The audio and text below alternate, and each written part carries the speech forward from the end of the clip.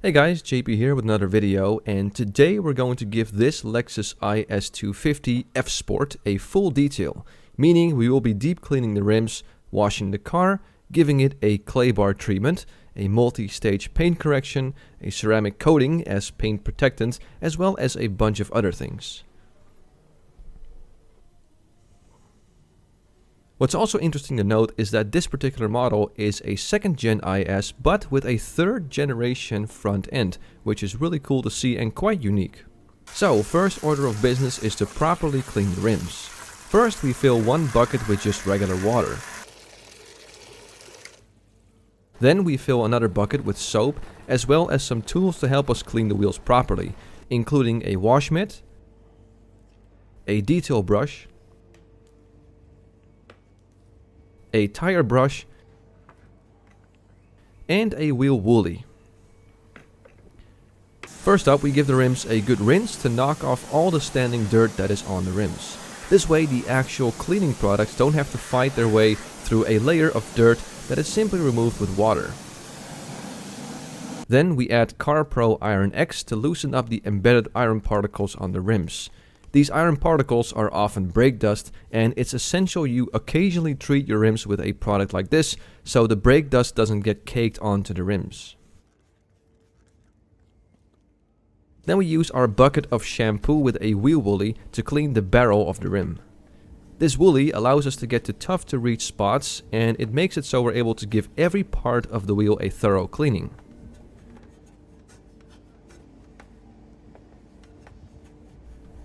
We then use a wash mitt to wash the front of the rim.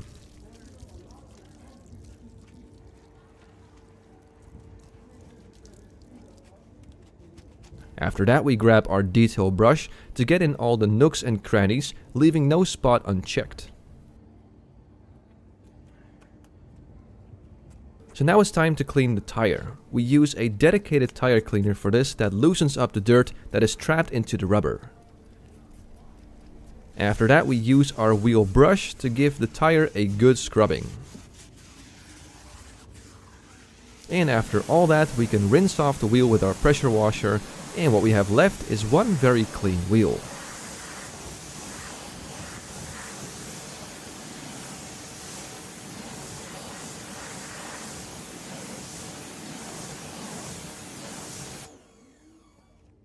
And it goes without saying that we repeat the same steps on the rest of the wheels as well.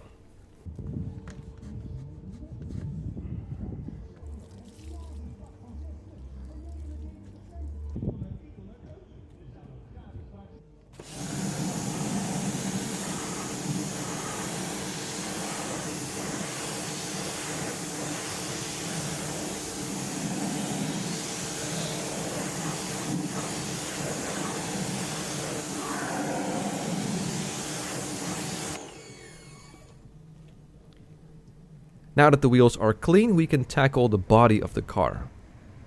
For our first step, we're going to use Chemical Guy's Clean Slate, a foam cannon, and a detail brush. First off, we once again just use the pressure washer to knock off the standing dirt off of the car.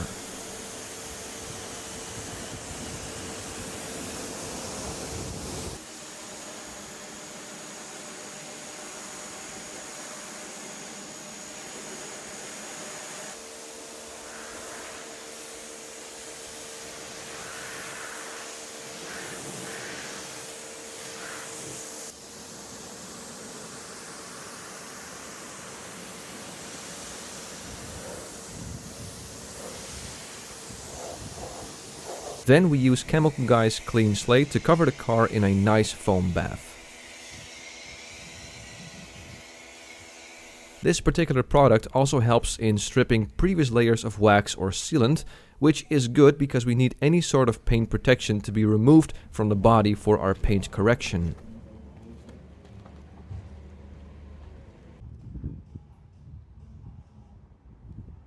We use the detail brush to properly clean things like the emblems and the panel gaps.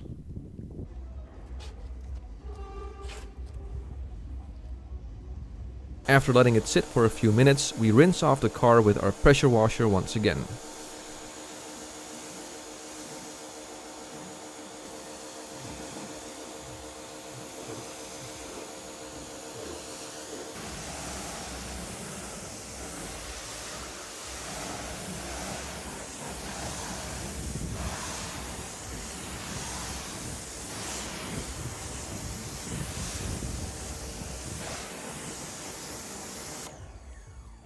Next up, the hand wash. For this I use a microfiber wash mitt and Mcguire's Wash Plus. Now unfortunately the sun was really starting to beat down on the car, so I took a minute to reposition the car so it would be in the shadow. After that I put some Mcguire's Wash Plus on my wash mitt and go over every single panel. The great thing about this product is that it's slightly abrasive. This means that it cleans really well and it ever so slightly removes light paint imperfections. It does damage wax or sealants, so make sure you don't use this during a regular maintenance wash. But in this case, it's perfect for the job at hand. After that, we once again rinse off the car with our pressure washer.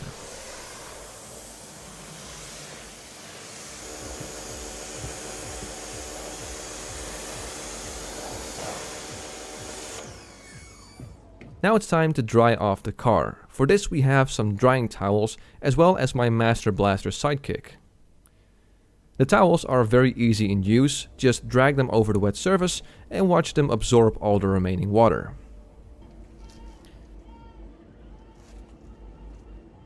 For the water trapped into things like door handles, tail lights and whatnot, I use my Master Blaster sidekick to really get the car as dry as possible.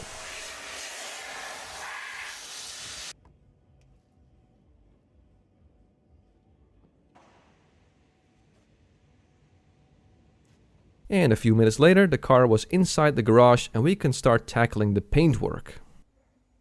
So first we need to decontaminate the paint. We do this with Poor Boy's clay lube, a microfiber towel and clay from Auto Finesse. It's a bit hard to see in this clip, but the car definitely has some contaminants in the paint that need attention. So we make ourselves a small pancake shape with clay and we use our clay lube to lubricate one spot of the car and then go over that spot with our clay bar. As we move our clay in a crosshatch pattern, meaning left to right and up and down, the clay will pick up the remaining contaminants that are trapped inside the paint.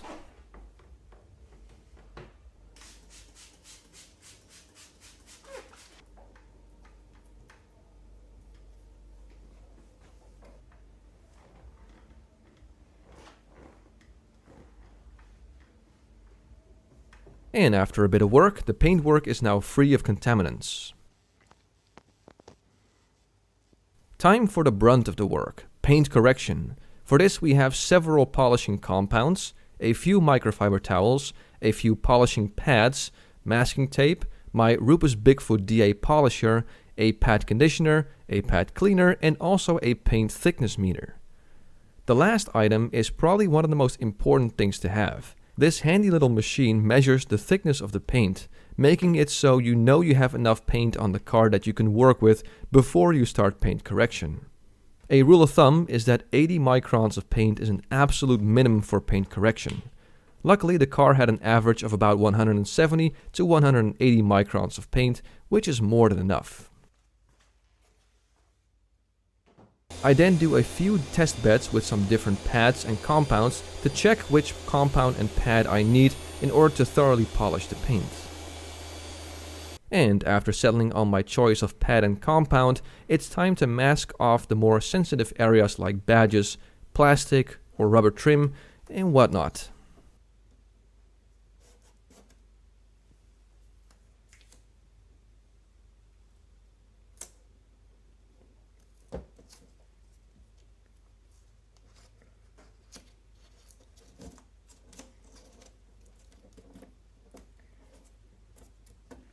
And well, from this moment on, there's nothing left to do but go over the entire car with my cutting pad and my Manzurna 400 compound.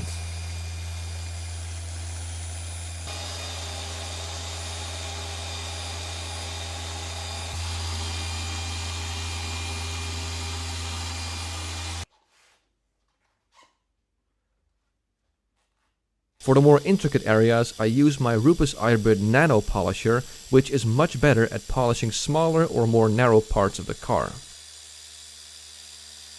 And well, this stage can take many hours, as it takes time, care and attention to detail to make sure you polish the car correctly.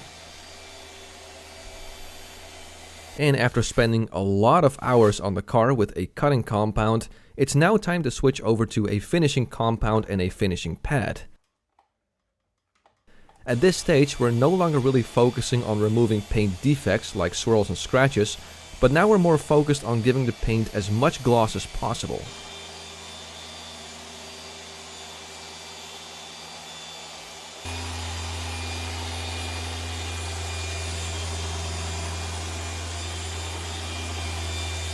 And after we spend some good time going over the car with our finishing compound, the car looks like a mirror and we can move on to the next step. First, we remove all of the masking tape. Now, at this point, it's time for paint protection. However, the Mcguire polishing compound that I use is a water-based compound, and that means that you will have compound dust all over the car. So, before we do anything in terms of paint correction, we have to quickly get rid of all this dust.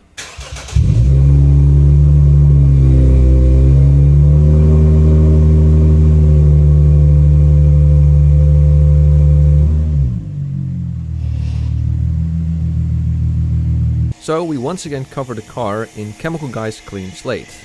This also helps with getting rid of any remaining compound or other oils in the car, so the car is as clean as can be.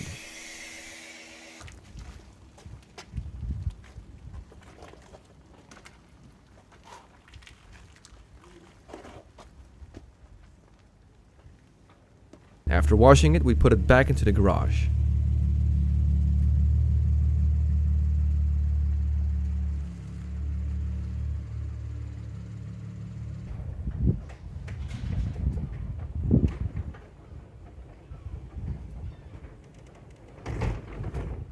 Where it is once again dried with the help of a drying towel and my Master Blaster sidekick.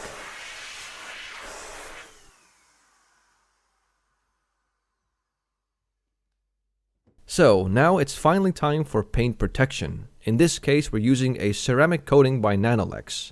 This consumer grade ceramic coating gives excellent shine, lasts up to 2 years, and in terms of ease of use, it's one of my favorite consumer grade ceramic coatings. All we need to do is put a few drops of the ceramic coating on an applicator pad with a cloth and work that into one section of the paintwork. Once again, doing this in a crosshatch pattern for a nice and even coverage. After a minute or two, we remove the remaining residue with a clean microfiber towel and we can move on to the next section of the car. And at this point, it's just rinse and repeat. We work the product into the paintwork, let it bond to the paintwork, and then wipe off the remaining residue.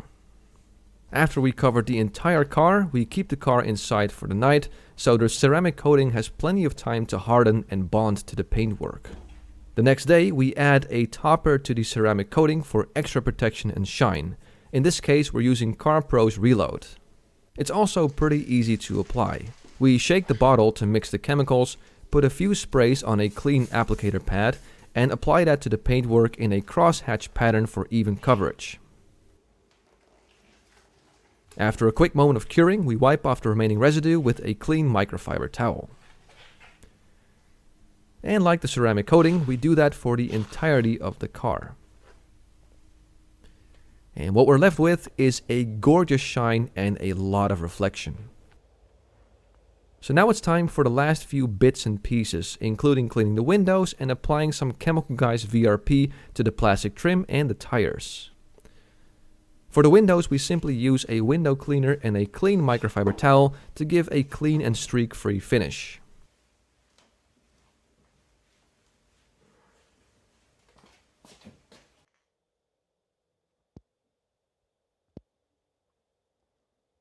For the tires, we apply some Mcguire's VRP to a detail brush and use the brush to apply the product onto the tire in a clean and precise manner. After that, we use an applicator pad to spread out the product for a nice and even coverage. And last but not least, I'm using the same product for this plastic trim near the windshield wipers.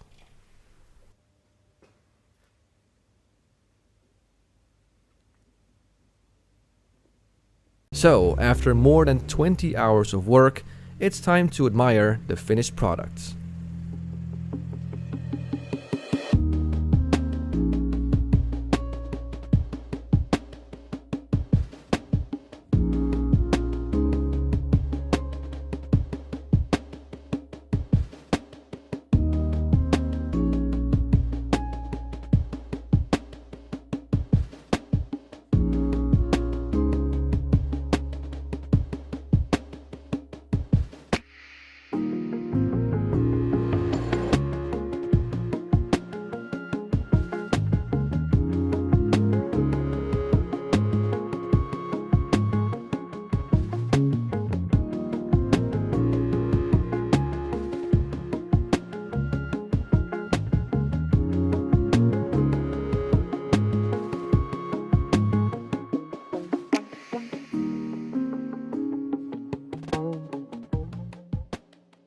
And well, the owner was also very happy with the result.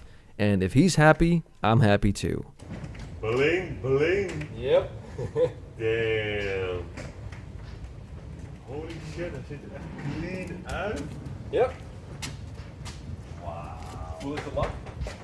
Thanks a lot for watching, and I'll see you next time.